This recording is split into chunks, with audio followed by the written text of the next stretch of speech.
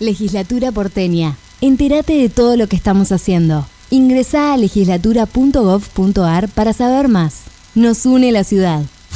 Bronca, ¿por qué no se desaloja el corte? Pero ¿no? tiene que desalojar ya a ellos. Esto me indignaba tanto como a vos. Por eso tomamos la decisión de ordenar las cosas. Ya evitamos más de 1000 cortes de calles con los operativos antipiquetes. Porque con ley y orden, los porteños pueden volver a circular con normalidad.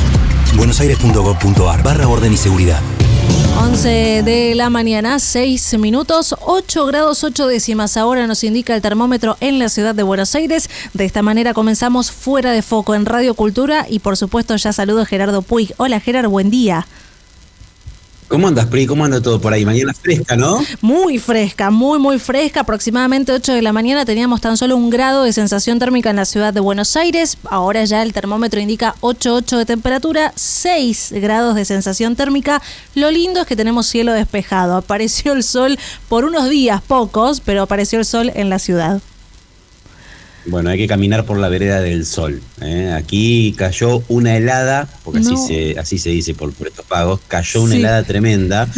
Estaban vestidos de blanco muchos de los parques por aquí en el pueblo. Bueno, una mañana así, realmente fría, pero la verdad con un cielo celeste, como vos marcás también acá, la verdad muy lindo. En lo posible, si tenés que andar caminando, bien emponchadito, Sí. y por la vereda del sol como para no pasar tanto frío. Pero un lindo lunes, un buen plan arrancar así fuera de foco con este solcito, al menos viéndolo por la ventana. ¿Y cómo pasó el fin de semana? Muy bien. En casa, aprovechando igualmente que se fueron los días nublados y empezamos a lavar ropa, a limpiar pisos, estuvimos a full, pero bueno, muy tranquilo. Vos, Gerard, me imagino muy atareado a nivel periodístico. Sí, fue un fin de semana obviamente muy movido. El sábado, bueno, obviamente que el tema central fue la llegada de Leo Messi a la Argentina para despedir a su papá. Jorge Messi fue probablemente de las informaciones de los últimos días que, claro, pusieron a todos los argentinos ahí muy expectantes de lo que pasaba, sabiendo y sufriendo la distancia con la tristeza de Leo Messi a partir de la pérdida de su papá. ¿Se acuerda que durante el Mundial había habido ahí una fake news respecto de la muerte de Jorge Messi? La realidad en ese momento era que estaba mal, como estaba mal hace varios meses ya, atravesando una enfermedad desde hace bastante tiempo. Tenía cáncer el papá de Leo Messi y finalmente, bueno, murió en la madrugada del viernes. Leo Messi se volvió a la Argentina y estuvo ahí despidiéndolo en Rosario, un evento familiar muy de bajo perfil, como ha sido casi todo lo vinculado a la familia Messi, desde que Messi probablemente es de las personas más conocidas del mundo, y así ha sido. Así que bueno, habrá que ver cómo siguen los próximos días para el ídolo argentino, pero claramente ha estado obviamente en el centro de la escena Leo Messi por la trágica y temprana también partida de su papá, que tenía 68 años. Sí, joven. Y bueno, ahora uno entiende un poco más, ¿no? Aquellas lágrimas de Lionel Messi, la dedicatoria a la cámara después de cada gol que convertía en el Mundial. Él tan solo dijo en su momento que estaba atravesando una situación personal muy difícil. Bueno, después en los medios supimos de qué se trataba. Pero bueno, esto, ¿no? Jorge Messi fue mucho más que un papá para Lionel, fue un representante, fue el que lo acompañó en toda su carrera. Escuchaba este fin de semana a muchos representantes de los clubes donde estuvo Messi. Uno creo que era creo que el que dijo esto fue el del Barcelona, que dijo no era algo muy común que los padres en los contratos negocien el hecho de estar acompañando a su hijo. Y bueno, y Jorge lo pidió y así fue. Él estuvo en cada segundo detrás de su hijo.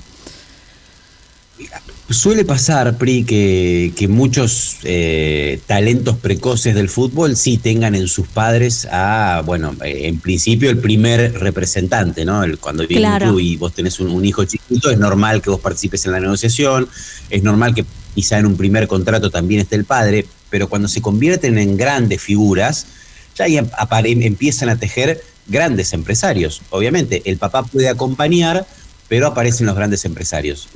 Lo particular en Messi es que siendo el mejor futbolista de la historia, el que tiene los contratos y ha tenido los contratos más altos probablemente en la historia de este deporte, en todos los sentidos y de todas las formas y variables posibles, siempre el que tuvo la última palabra en ese tipo de negociaciones, obviamente además del interés de Leo Messi, era su papá Jorge.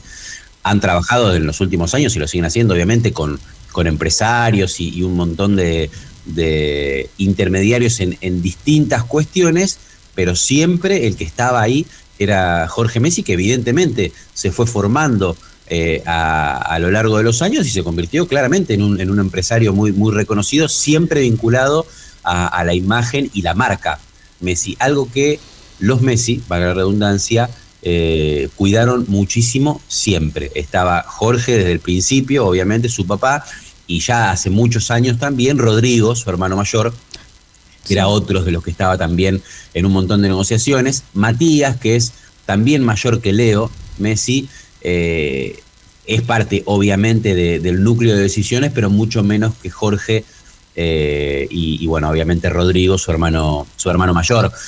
La verdad es que si hay algo para destacarle a Jorge Messi en esa faceta más conocida, uno después no puede opinar cómo ha sido como papá porque no lo conoce, pero si puede destacarle en términos de cómo acompañó a su hijo, es cómo han logrado rodearlo de tal manera de que Messi fue y es probablemente de las personas más conocidas del mundo, con niveles de exposición inimaginables para cualquiera, y sin embargo siempre ese núcleo cerrado, ¿no? El de la familia, el que le ha permitido mantenerse bastante bien por fuera de los escándalos, más allá de que obviamente se habla y se ha opinado siempre de la vida de Leo Messi.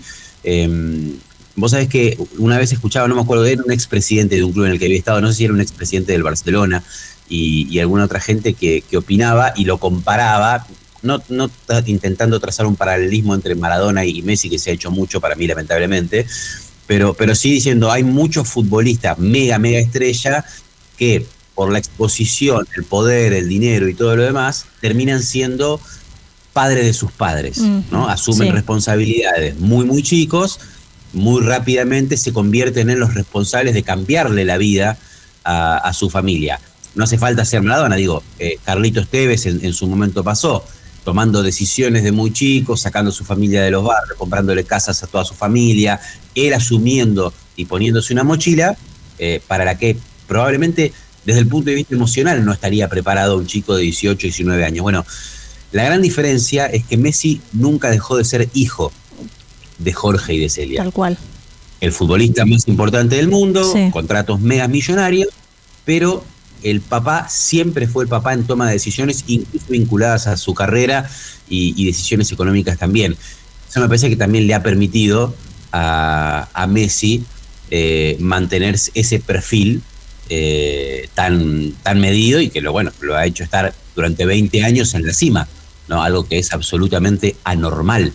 Estar durante 20 años en la cima del mundo, haga lo que haga, ¿no? Tal cual, y en este respeto profesional, si se quiere decir que el fútbol le tenía a Jorge Messi, se ve reflejado en todos los minutos de silencio, bueno, las medidas que dispuso la AFA para los partidos desde el día sábado hasta este 14 de agosto, y también hubo un amistoso con Barcelona y no recuerdo el otro equipo, que también un minuto de silencio impresionante por esta noticia. Sí, con fotos y hay videos de Jorge Messi. Bueno, recordemos que Jorge Messi estuvo en Barcelona con Leo desde que llegaron ahí apenas pasados los 2000, cuando Leo Messi tenía apenas 13 años, y Jorge Messi también construyó, más allá también de ir volviendo a la Argentina, construyó su vida en Barcelona, muy querido en el club, más allá de haber tenido roces con las distintas dirigencias, por defender muy a rajatabla los intereses de su hijo, pero claramente muy querido, y bueno, obviamente que el mundo del fútbol en general, y trascendiendo incluso el deporte en sí, se ha unido a partir de entender lo que es el momento más difícil de un recontra ídolo popular como Leo Messi, ¿no? Independientemente de la figura de su papá. Vos lo decías, la AFA decidió que haya minuto de silencio en cada uno de los partidos. Todos los futbolistas, cuerpos técnicos y los árbitros usan un brazalete negro en todos los partidos, no solo de la primera división, también del ascenso en Argentina. Banderas a media astas en los clubes. Absolutamente todos los clubes del fútbol argentino enviándole mensajes y condolencias a Messi y a su familia. Bueno, muestra también, obviamente, que la figura de Leo Messi ha trascendido absolutamente alguna camiseta de algún club o la selección argentina, ¿no? Tal cual.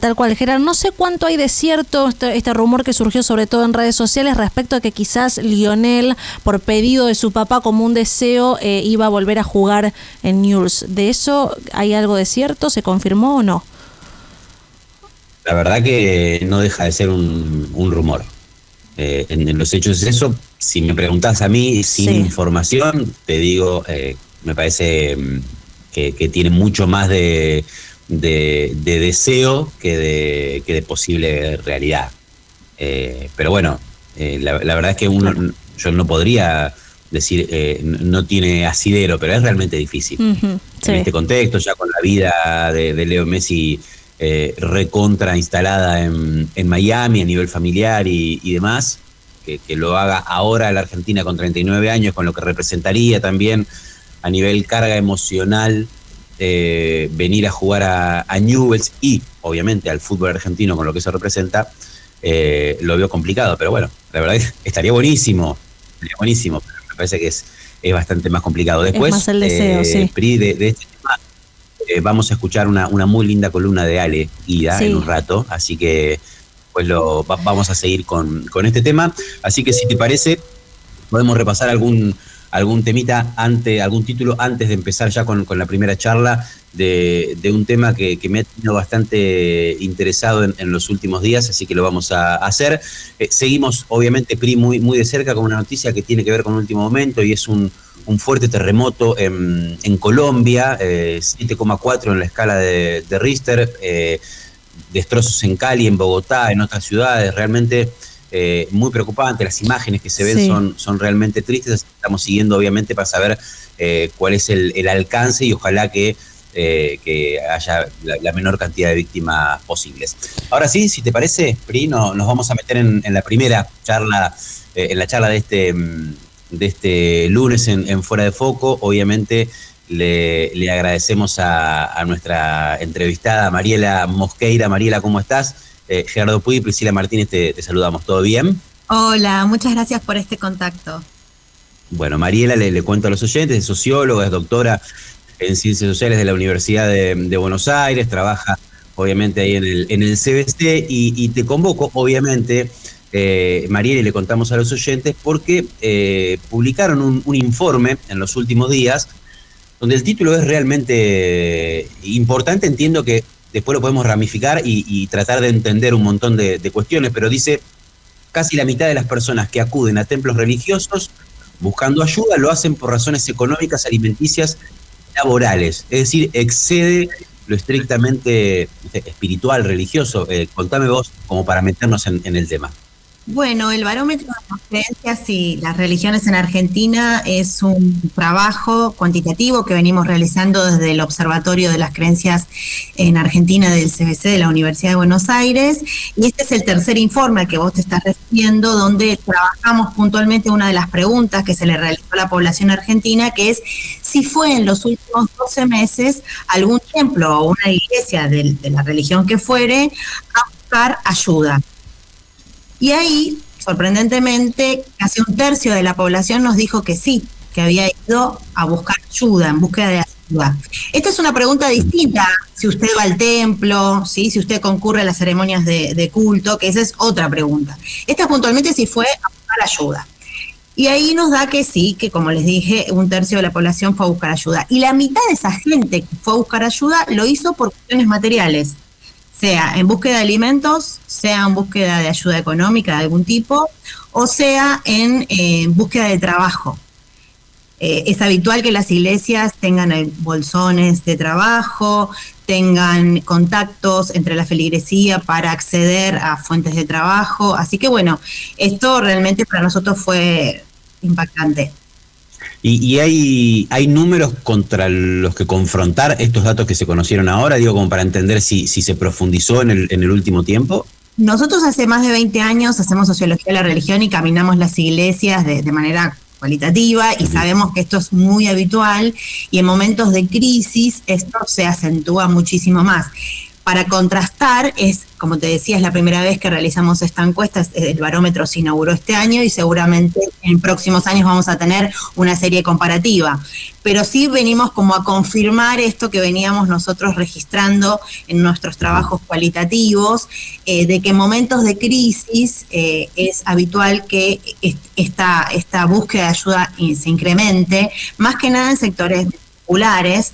De hecho, si pensamos en la pandemia, ¿cuántas iglesias se han transformado en comedores, digamos, de proveedores de alimentos o en farmacias para acceder a kits de limpieza o medicamentos a menor costo porque algún fiel dona sus medicamentos y así se va haciendo una gestión de esos recursos y realmente, bueno, en aquella época en la pandemia fueron también centrales estos templos. Y se ha, bueno, vos lo marcás, se ha profundizado. Esto, obviamente, el relevamiento son casi 1000 casos, ¿no? Que han hecho a lo largo de todo. A nivel nacional, sí. A nivel nacional. Y ahí el rol de templos que no son parte, si querés, o no está ahí centralizado tampoco en lo que es la iglesia católica puntualmente, ¿no? No, es abierta, o sea, le preguntamos, ¿usted fue a algún templo o una iglesia sin decir una denominación específica a pedir ayuda? Pero sí nosotros podemos ver cómo esto varía según estructura social y según filiación religiosa de las personas. Si lo abrimos por estructura social y nos detenemos en edad, por ejemplo, vemos que quienes más van a las iglesias en búsqueda de ayuda son las personas mayores, de más de 50 años. Y en cuanto a nivel socioeconómico, los sectores más empobrecidos acceden, salta 10 puntos en los dos casos, 35.5 sube a 45, tanto en personas mayores como en personas con nivel de estudios más bajos, que es nuestro proxy a sector social. Y por filiación religiosa, que es esta otra de las claves del estudio, salta 20 puntos en evangélicos. Sabemos que los grupos evangélicos son son los grupos religiosos que más crecen en Argentina, y no solamente en Argentina, sino en América Latina, y lo hacen en sectores populares, ¿no? Entonces es ahí donde las iglesias evangélicas, por su capilaridad, llegan a estas necesidades y las atienden. Sea, como te digo, muchos municipios articulan políticas de reparto de alimentos con estas iglesias y reciben a partir de ahí bolsones. También, bueno, se constituyen en merenderos, comedores, también en roperitos, donde la gente accede también a ropa, a vestimenta, y por supuesto, como les decía, todo lo que es ayuda en adicciones, en violencia familiar y en este caso, búsqueda de trabajo y de capacitaciones. ¿Cuántas iglesias ofrecen cursos, ¿no?, de peluquería, de oficios, para que las personas puedan realizar su emprendimiento? Y Mariela, a partir de tu experiencia y de estar tantos años investigando en este tema, ¿vos qué pensás, digamos, que en los últimos años ha habido ha habido, me parece, una proliferación de un montón de espacios que antes estaban más captados, si querés, por la Iglesia Católica, y también mucha más gente yendo a buscar ayuda, entendiendo por qué, por la desesperación, porque ha sido un discurso que ha permeado mucho en distintos estratos de la sociedad, el vinculado a la religión? Mira, tanto las iglesias evangélicas como las católicas tienen, como te digo, un alcance territorial muy importante, que de hecho el Estado articula, como te decía, muchas veces con ellos para poder acceder, ¿no? Y después en sectores populares la religiosidad es muy fuerte, ¿no? Y en toda la Argentina, porque si nosotros vamos a adscripción religiosa, vemos que casi el 60%, 57,7% se consideran católicos, casi un 20%, 17,4% se consideran evangélicos, Solo un 22% dice no pertenecer a ninguna religión, pero tienen prácticas religiosas, porque muchos oran, tienen sus prácticas, pero por fuera de una institución tradicional, pero capaz que acceden a espacios comunitarios o así más esotéricos, donde practican, ¿no? Tienen sus prácticas espirituales. Entonces tenés un gran porcentaje de la población, casi un 90% de personas que tienen algún tipo de procesamiento simbólico religioso de la realidad, de los sufrimientos. Entonces, ante estos momentos de crisis, bueno, recurrir a lo religioso o a lo espiritual es como algo que está a la mano materialmente, porque como te digo, las redes de proximidad te acercan a alguna iglesia, y también simbólicamente esto es muy potente para procesar el sufrimiento. Y vos decías, si bien no tenés los números para contrastar, porque es el primer año en el que se hace este tipo de estudios, sí, por tu experiencia, vos, se puede decir que en los distintos momentos de crisis sí ha pasado que se ve que la gente vaya en busca de ayuda. Sí, justamente para mí la clave es esto, ¿no? La territorialidad. Es una de las organizaciones que más capilaridad social tiene, entonces ante momentos de crisis aparecen como el recurso más próximo. ¿Y en la realización de ese estudio se puede percibir un corrimiento del Estado en algunas cuestiones que ahora pasa a asumir, quizás sin buscarlo, la religión o estos espacios? Claramente, ¿no? A medida que el Estado se va corriendo, van apareciendo otras organizaciones, y la particularidad de las organizaciones religiosas es que si las contrastamos con otro tipo, como clubes deportivos, partidos políticos, sindicatos, tienen muchísimas más niveles de confianza en la población. Entonces la gente sabe que si va a la iglesia va a encontrar ayuda, ¿no? Que quizás en otros espacios o otras organizaciones civiles o de la sociedad en general no siempre se encuentra este tipo de ayuda, ¿no?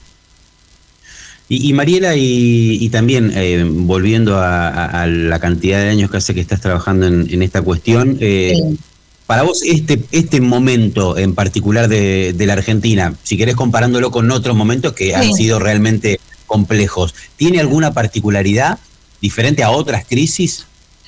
Y en este momento la gente está fundamentalmente esto de la búsqueda de trabajo, ¿no? Se están perdiendo por el cambio de la estructura económica, todo lo que es la producción local. Bueno, muchas fábricas se han cerrado, no es algo novedoso, ¿no? Que yo les transmita, y esto hace que, bueno, el emprendedurismo llega a un punto en que tampoco subsana, el multiempleo tampoco, entonces ahí aparece la necesidad de la asociatividad en otros espacios con otras personas para la subsistencia, ¿no? Y esto en sectores populares es muy fuerte, Y vos marcabas que obviamente se da una profundización en lo que sería el acercamiento de la gente a los templos de personas que no han terminado, o se profundizan, que no han terminado la escuela secundaria. Exacto, que es nuestro proxy a clase social, ¿no? El nivel de instrucción. Claro. Entonces, eso nos hace pensar que, bueno, en los sectores más empobrecidos, estas organizaciones de fe están más fuertes.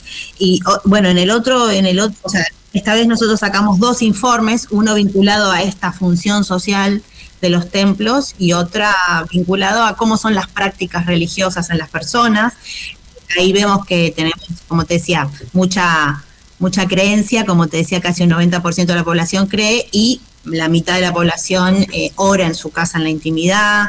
También empiezan a aparecer prácticas más digitales de vinculación con lo sagrado ante la irrupción de la IA, por ejemplo, aunque todavía es muy reducido el uso de IA para cuestiones espirituales, también empieza a aparecer esto de seguir ceremonias por internet, usar apps religiosas. También este es otro dato novedoso, que el 20% de la población ya está empezando a digitalizarse en cuestiones vinculadas con la fe, lo cual nos habla no de una baja en la creencia, sino de procesos de individuación en las formas de creer. Si bien socialmente lo religioso tiene una función social clave, más que nada en momentos de crisis, también hay una búsqueda individual de pensamientos simbólicos complejos y no contradictorios, porque desde la fe desde un líder religioso quizás usar IA y no ir al templo es contradictorio, pero para las personas eso no significa una contradicción, sino que se va generando un universo propio a la carta, ¿no? De sentido religioso. Y la irrupción de la IA, vos marcabas, no es algo que se haya masificado, pero sí que empieza a aparecer. En algún momento, incluso, bueno, obviamente post-pandemia y años más adelante, hay gente que, no sé, charla con la IA, entre comillas, por cuestiones vinculadas a, no sé, acompañamiento psicológico, si querés. ¿La religión también permea en ese sentido? Claro. ¿Pero cómo? ¿Qué escuchan ustedes de la gente con la que hablan? Estamos empezando a armar estudios cualitativos sobre cómo es ese uso, pero preguntando se usa. Y en general en nuestros estudios cualitativos aparece esto de compórtate como un sacerdote y dame consejos sobre estas cuestiones. Así como compórtate como un psicólogo, bueno, compórtate como un líder religioso, y eso es muy interesante. Obviamente es muy incipiente el uso de la IA, pero ya tenemos casi un 4% de la población que mencionó que usaba la IA para cuestiones espirituales. Sí. Bueno, ahí van a tener mucho trabajo. Ahí tenemos mucho campo para explorar. Mariela, muchísimas gracias por este ratito, por ayudarnos a entender un poquito este informe que han publicado, obviamente muy, muy importante. Muchísimas gracias a ustedes por permitirnos difundir nuestros resultados y nuestras investigaciones. Bueno, muchas gracias, Mariela, por esta conversación. Hablamos con Mariela. Sí, muy interesante esto, sobre todo de la utilización de las redes sociales y la inteligencia artificial. Es que es Pri, un mundo que se abre ahí tremendo, tremendo el mundo que se abre respecto de la utilización de las formas de relacionarse, intentando acercarte a la religión, probablemente en muchos casos. Uno podría suponer que muchos jóvenes que hoy tienen diálogo constante con la inteligencia artificial y que ahora la meten ahí en la pata religiosa. Es tremendo, ¿no? Porque hasta ahora puede no llamarte la atención que le preguntes o le pidas a la IA que se comporte como un mecánico y te ayude a resolver si el auto te anda en 2 cilindros. Ahora que ya se comporte como un cura o un religioso, bueno. Bien, es parte de necesitar ayuda, ¿no? Y la gente evidentemente apela a lo que tiene de mano. No, tal cual. Y esto también, ¿no? Bueno, estos números que recién te comentaba Mariela, cómo la gente va a buscar a las iglesias esta ayuda, porque bueno, los lugares de referencia que deberían resolver necesidades básicas y tener las políticas como corresponde, no las están encontrando. Sí, yo no la quería meter en cuestiones políticas, obviamente, demasiado a Mariela, pero le apuntaba a eso, ¿no? Al corrimiento del Estado. Exacto. Si el Estado no aparece en el entramado más bajo, digamos, o el que más está necesitando, bueno, ahí esa capilarización que hablaba ella de las religiones y los distintos templos hace que pueda recurrir mucha gente, ojalá consiguiendo la ayuda que necesita, pero son realmente números impactantes, ¿no? Que 4 de cada 10 o más de 4 de cada 10 de las personas que van a algún templo de cualquier religión es para pedir ayuda que no tiene que ver con lo espiritual, es realmente mucho. Es muchísimo, Gerard. 11 de la mañana, 34 minutos. Repasamos nuestras vías de comunicación, nuestro número de WhatsApp, el 11 55 77 11 92, y también nos siguen a través de nuestro canal de YouTube en @ZIG Producciones. Y si te parece, Gerard, momento de escuchar a Alejandra Fernández Guida. Bueno, también, ¿no? Un poquitito volviendo al inicio del programa, repasando algunos aspectos de Jorge Messi. ¿Te parece? Dale. Continuamos en Fuera de Foco aquí en Radio Cultura. La escuchamos a Alejandra.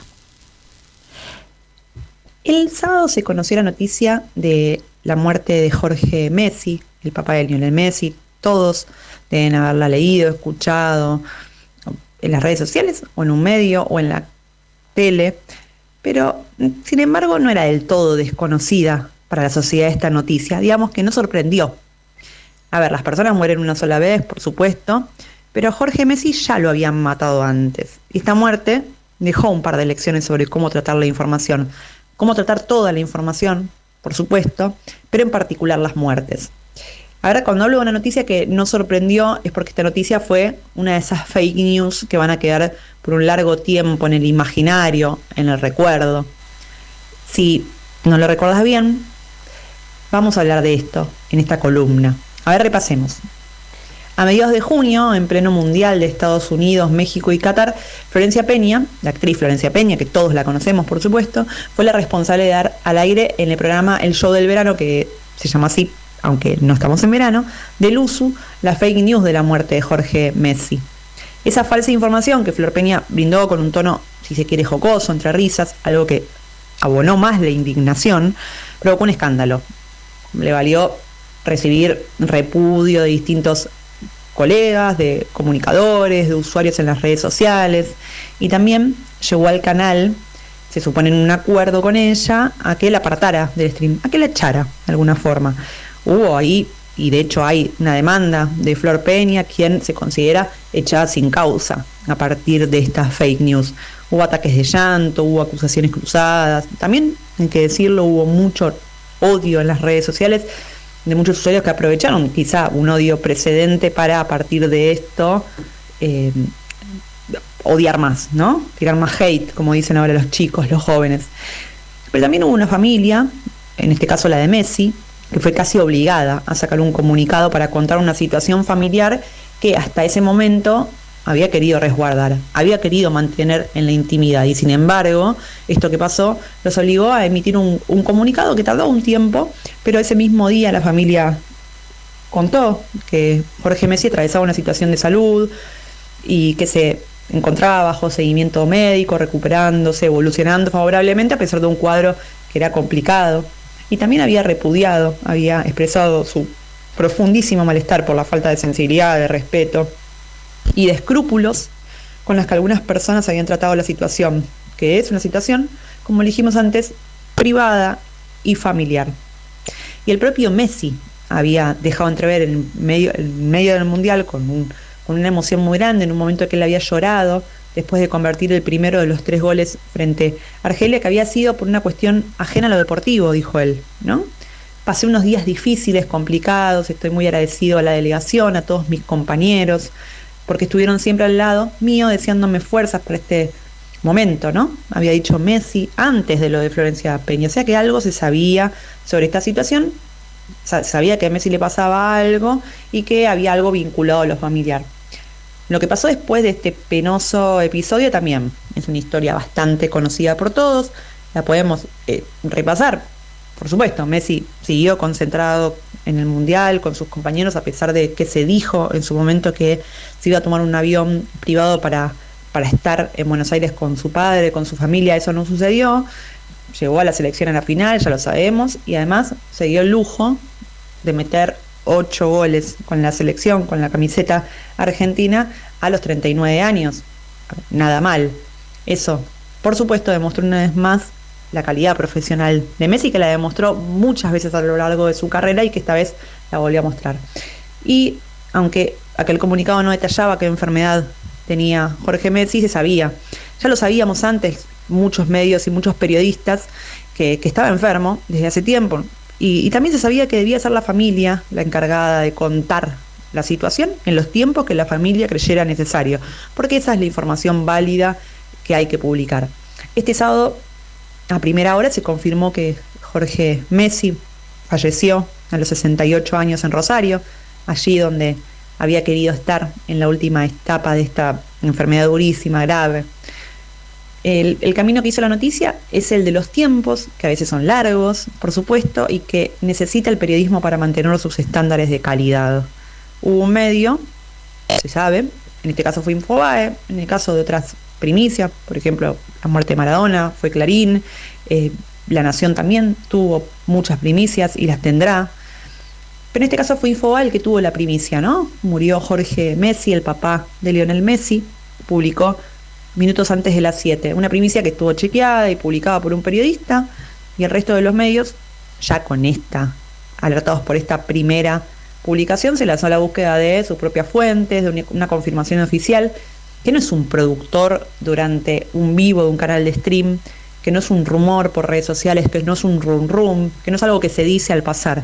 Porque chequear información es un trabajo que parece simple, pero que esconde una gran cantidad de pasos detrás, ocultos, y que hacemos quienes creemos que la defensa del periodismo se hace tratando de trabajar con esas dosis altas de periodismo de calidad. Chequear información te hace, por ejemplo, desempolvar decenas de contactos que vas cosechando, y que no es agarrar una guía de teléfono ni agarrar un contacto de celular, es sentarte a tomar un café, es conversar con las personas, es tratar de conseguir los contactos, es vincularte con distintas personas para poder conseguir la información, es hacer llamados, muchos llamados, es escribir, es ir y venir, es actuar con rapidez, pero también con la sensibilidad, ¿no? De entender que una muerte es una noticia, para vos, que sos un periodista, o para vos que trabajás en un medio, es una noticia, pero para una familia, y en este caso, es uno de los mayores dramas de su vida. Bueno, y así fue como los medios, los conocidos como tradicionales, fueron publicando uno a uno la noticia, confirmada, revisada, rechequeada, porque no todo es ya, ahora, urgente. La información, ya lo sabemos, es un derecho, nos lo enseñaron en las facultades, nos lo enseñaron también en los colegios, pero también es una responsabilidad para quien tiene la información. Y en momentos en los que cualquiera detrás de una cuenta, una red social o detrás de un canal de stream, por ejemplo, con el caso que contábamos y que abrió esta columna, se pone el traje de comunicador o de comunicadora, este tipo de casos pone de relieve la importancia de un periodismo profesional como emisor válido de la información. Y esta columna no se trata de una oda, no vamos a poner a sacralizar al periodismo y vamos a decir que siempre hace todo bien, sino que es un llamado de atención a la responsabilidad que tiene el periodismo si se quiere seguir conservando, ¿no? Con su estatus de credibilidad, de lugar seguro, para que vaya cualquier ciudadano que se quiere informar, ¿no? Pero que se quiere informar bien. Y si los periodistas y los medios nos tiramos de cabeza esa lógica voraz del todo ya, todo inmediatamente, todo antes, vamos a caer de alguna forma en la trampa de la época, ¿no? Y no va a haber distinción entre una actriz que conduce un canal de stream, que está bien, o un periodista con información y con formación profesional. Por supuesto que el desafío de los medios de mantener la atención de la audiencia, de ser el mediador entre la información y la sociedad, es un desafío bastante grande. Porque la venta de cientos de miles de diarios por día, los noticieros con 20, 30 puntos de rating, los periodistas que eran esa voz de fondo, ¿no? Que teníamos en nuestras casas, ¿no? Que nos criamos con esas voces de fondo, forman parte de postales de un periodismo en blanco y negro que ya no existe, un periodismo que no está más entre nosotros. Hoy los medios luchan de alguna forma por sobrevivir en un ecosistema en el que todos se creen comunicadores, en el que cualquiera quiere lanzar una información rutilante al aire para conseguir de alguna forma más seguidores, ¿no? Para consolidar su estatus de comunicador, comunicadora o influencer, ¿no? Como una línea bastante difusa.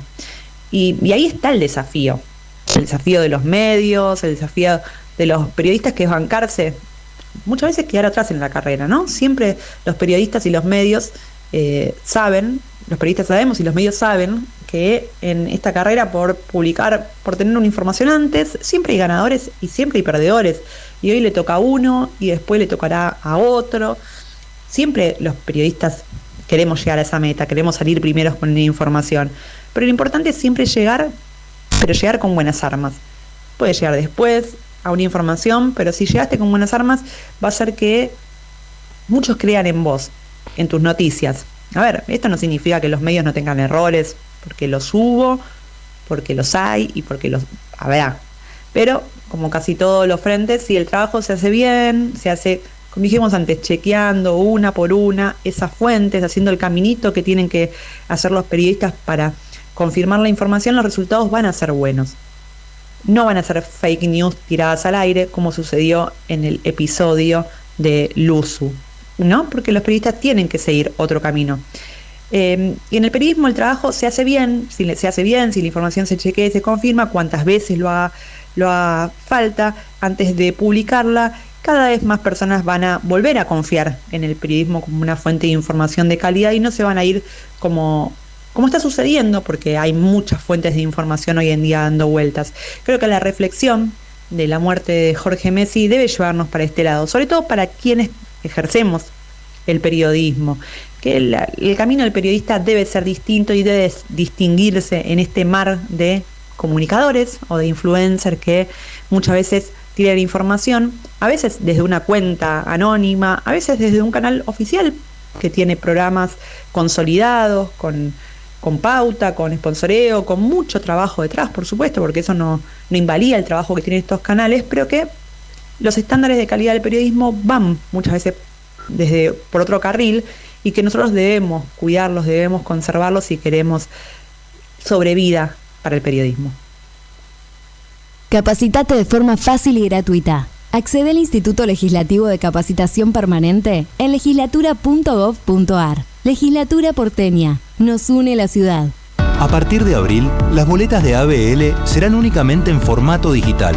Podés consultarlas en agit.gov.ar o adherirte para recibirlas automáticamente y pagar de forma online las 24 horas desde cualquier dispositivo.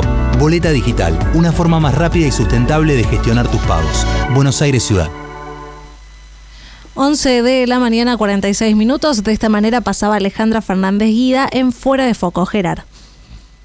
Sí, una muy interesante columna, obviamente usando como disparador lo que ha sido la triste noticia del fallecimiento de Jorge Messi, para entender y cuestionarnos también un poquito el rol de los medios, nuestro trabajo como periodistas, y también, obviamente, el rol de quienes consumen y nos escuchan o nos leen o nos ven.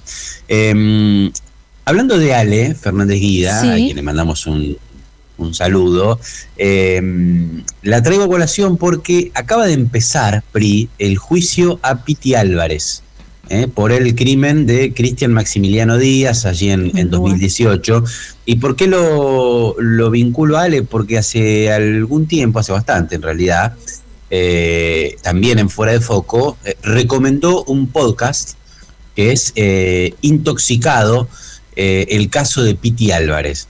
Es decir, si te interesa estar un poquito en sintonía de este caso, que obviamente va a ir ocupando un lugar importante en los medios cuando vayan transcurriendo las audiencias de un juicio que se está empezando, que está empezando hoy puntualmente, sí, para entender este caso sirve mucho ese podcast, que está realmente bien, que como les decía, Ale lo había recomendado, y hace un repaso de la vida de Piti Álvarez, un músico muy talentoso, pero con un montón de problemas, incluso mucho más allá de los del consumo problemático, de drogas, digo. Uh-huh, sí. Y bueno, y termina obviamente con lo que es el asesinato de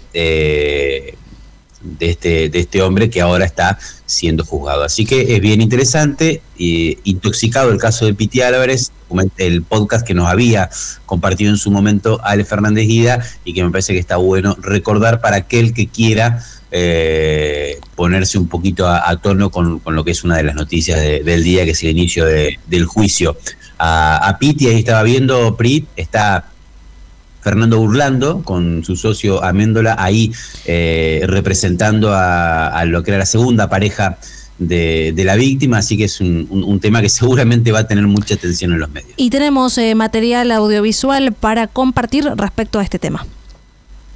No es una experiencia que yo la recuerde como algo... Bueno, pero ahí tuvimos un pequeño problema técnico, se nos pegó otro video, pero bueno, podíamos ver al Piti Álvarez. Las imágenes, ¿no? Exactamente, sí, que registra la periodista Mercedes Ninzi, que sube en sus redes sociales. Ahí lo estamos observando junto a sus abogados.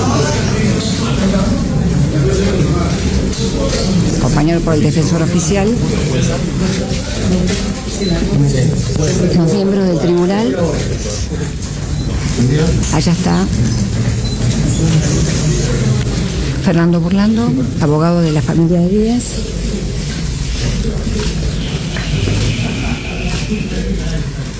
Ahí, Pri, para quien no nos está viendo por YouTube, Piti Álvarez con gorro, con anteojos negros. Exacto.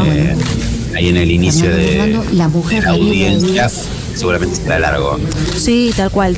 Bueno, están previstas 11 audiencias durante este mes de agosto, lo que queda de agosto. También en septiembre se estiman numerosas declaraciones de testigos. Habría alrededor de 70 testigos en esta causa, en este hecho que ocurre el 12 de julio de 2018 y recién hoy, 10 de agosto de 2026, comienza el juicio, que recordemos, proceso que se había postergado en su momento por algunos problemas de salud, sobre todo del Piti Álvarez. Las imágenes fueron tomadas en el Tribunal Oral en lo Criminal y Correccional número 29 de la ciudad de Buenos Aires.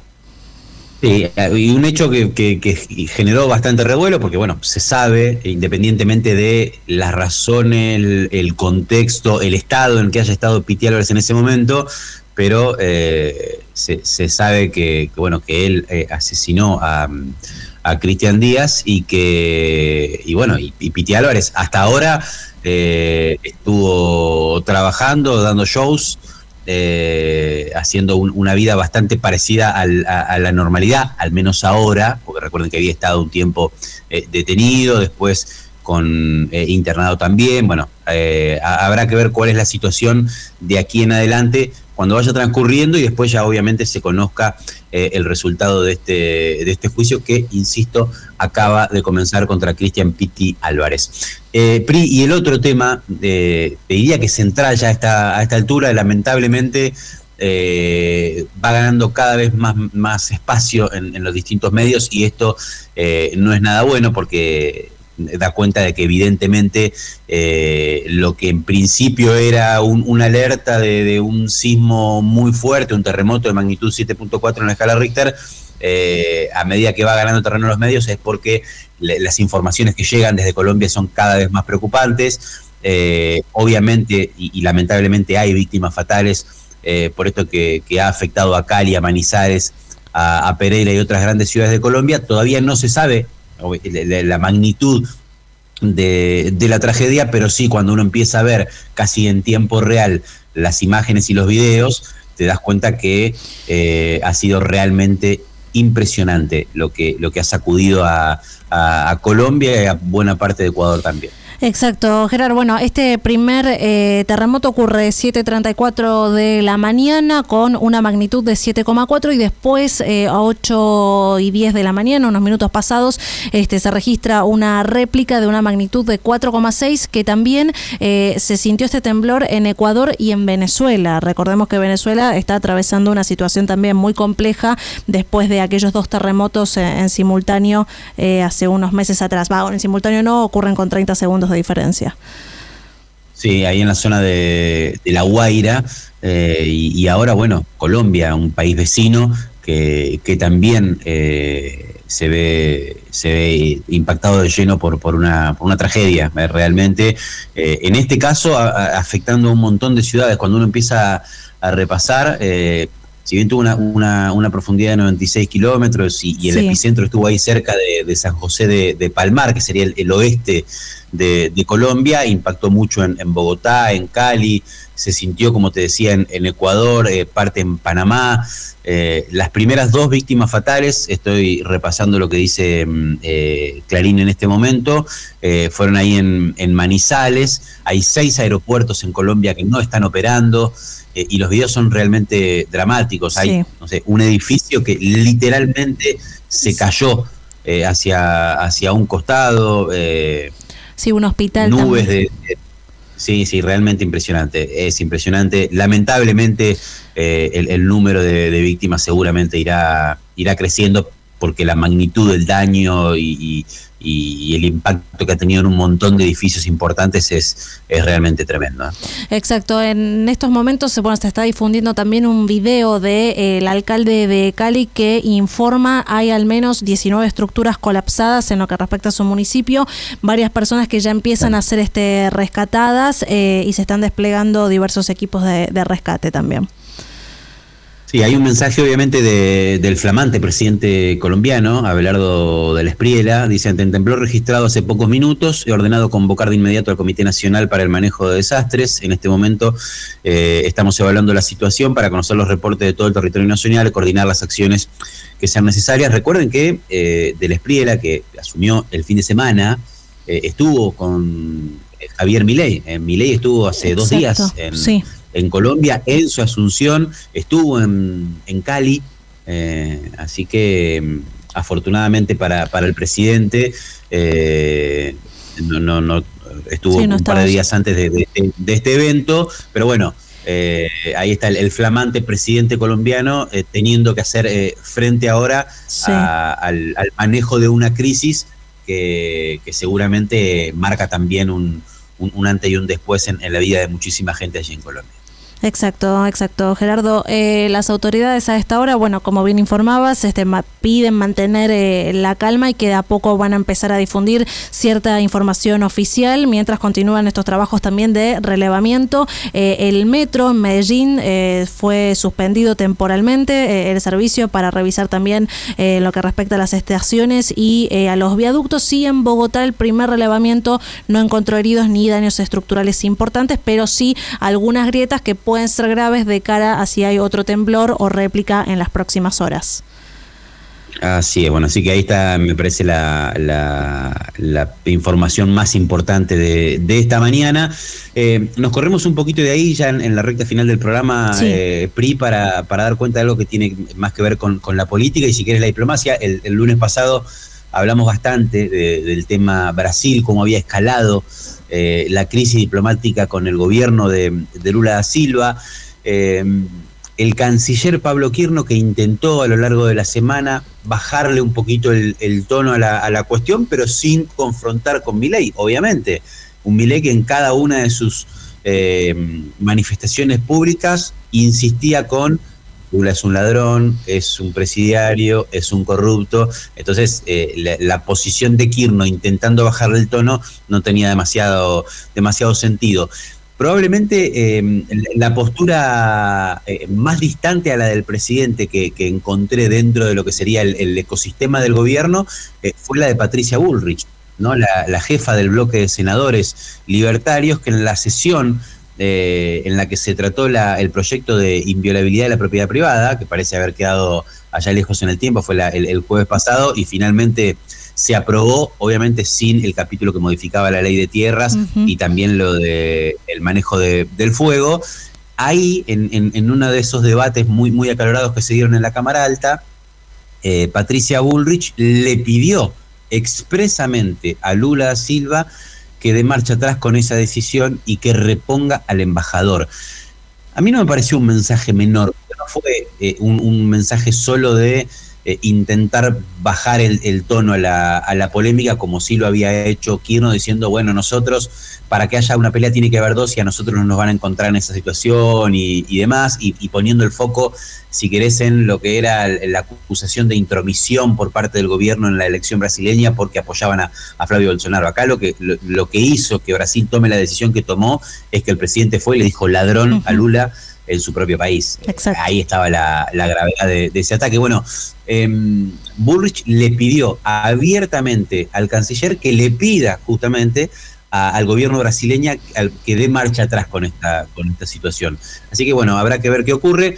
Por lo pronto, y como te acordás que el gobierno brasileño le exigió al embajador argentino que se vaya del país, bueno, finalmente es lo que ocurrió y el embajador argentino en Brasil ya está de regreso en Buenos Aires. Vitelli, el representante diplomático de Brasil, ya no estaba en la Argentina, va a volver seguramente como encargado de negocios, que es la figura nueva, ya no de embajador. Exacto, con una reunión también de carácter urgente con el stipendio canciller Pablo Quirno. Exactamente, a ver si logran ponerse de acuerdo. Yo creo que el gobierno brasileño, PRI, está esperando que sea Milei quien intente bajar un poco. A ver, si esperan que Milei pida disculpas, no lo va a hacer. No va a pasar, eso, claro. No hay ningún tipo de posibilidad. Sí, quizá puede que algún periodista le pregunte a Milei y Milei desista de decirle ladrón, corrupto y presidiario y diga, bueno, las diferencias que podamos tener no tienen nada que ver con la relación entre ambos países. Digamos, que desescale. Claro. La verdad que hasta ahora no, lejos de desescalar Milei, y por eso me parece que en tanto y en cuanto la postura del presidente sea esa, difícilmente Lula dé la orden para que Brasil vuelva a tener embajada en Buenos Aires. Exacto, y mientras tanto, de cara a las elecciones de este año en Brasil, las encuestas muy poquitito marcan una diferencia favorable para Lula da Silva después de esta visita a Bolsonaro. Llegamos al final, Gerard. Habrás notado que no hablamos de fútbol. No, y no es necesario. Porque no es necesario para vos, no es necesario para mí, que perdimos con Riestra, claro. Y tampoco no es necesario para el productor y uno de los hacedores de este programa. Te puedo asegurar que creo que es el menos interesado que se hable de fútbol. Tal cual. Por el presidente de River, así que lo vamos a dejar pasar. Vamos a dejar pasar, que se acomode el universo y después hablamos. Bueno, Pri, nos vemos el lunes que viene. Así y es. Seguimos siempre en Fuera de Foco junto a ustedes. Así es, y por supuesto invito a la audiencia que se queden conectados, que ya 12 del mediodía comienza Periodismo y Punto. Legislatura porteña. Entérate de todo lo que estamos haciendo. Ingresá a legislatura.gov.ar para saber más. Nos une la ciudad. Bronca, ¿por qué no se desaloja el corte, no? Tiene que desalojar ya ellos. Esto me indignaba tanto como a vos. Por eso tomamos la decisión de ordenar las cosas. Ya evitamos más de 1000 cortes de calles con los operativos antipiquetes. Porque con ley y orden, los porteños pueden volver a circular con normalidad. buenosaires.gov.ar/orden y seguridad. Esto fue Fuera de Foco, con Alejandra Fernández Guida y Gerardo Puig.